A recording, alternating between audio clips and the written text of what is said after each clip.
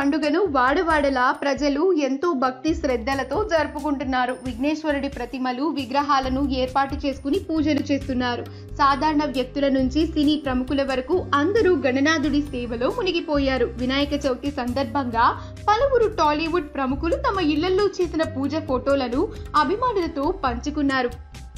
బొజ్జ గణపయ్యను నిష్ఠతో పూజించడంలో సామాన్యులే కాదు, సెలబ్రిటీలు ఎంతో శ్రద్ధ కనబరుస్తూ ఉంటారు.